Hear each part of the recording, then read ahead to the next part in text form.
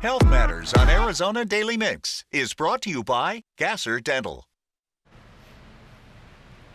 CBD products are hitting mainstream media, and unfortunately, more access to these products means more challenges in regulation and control. We're seeing them pop up in our Facebook feeds even. Here to break it down for us is Dr. Elaine Burns. You are the medical director of Southwest Medical Marijuana Evaluation Center and the founder of Dr. Burns Relief. Thank you so much for joining us. Thank you. Good morning. So let's first talk a little bit about CBD and THC just quickly so we can kind of decipher the difference. Right. Well, the difference between the two, first of all, they both come from the cannabis plant. Right. CBD is the non-psychoactive component. It doesn't get you high, and it's not regulated by state licenses, and that's what allows people to commerce be able to sell it across state lines and online. Okay. THC is the regulated component of the cannabis plant because it can cause intoxication and cause a person to get high, and in some cases, if it's not dosed properly, can lead to anxiety, agitation, and paranoia. To make it even worse. Yes, Yeah. and the only way to have a THC-containing product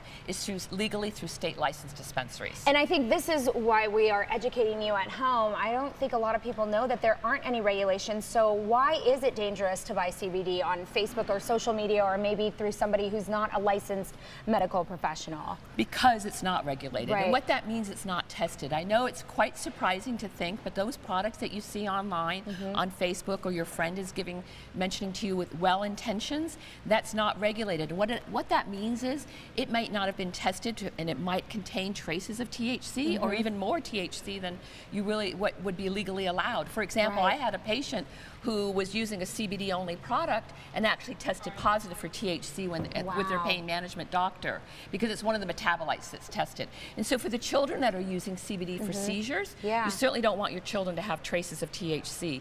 The other thing with regulation and making sure that your product is tested is the potency aspect of it. Who knows if it's olive oil in that capsule or if it's supposed to be 100 milligrams of CBD, if it really is. And the only way to know that is through third-party testing. And so, again, you are the founder of Dr. Burns Relief. What makes you different? You've got some great products. I think we have about a minute left. So what makes you different? Well, what sets us apart, number one, is we self-regulate. We test. We test with a third-party company to make sure there's zero THC and to make sure that the potency it meets or exceeds the potency that we claim is there. Secondly, because I'm a physician and I have a botanical background, I took it one step further and actually formulated CBD with other botanicals to create condition-specific products. For example, just one for anxiety, one for pain, and it doesn't contain just CBD, it contains other botanicals. Awesome. This has been great information. Again, just be very wary if you are buying online, and make sure that you seek out a licensed professional, not only for the product, but also for dosing guidelines. Yeah, absolutely.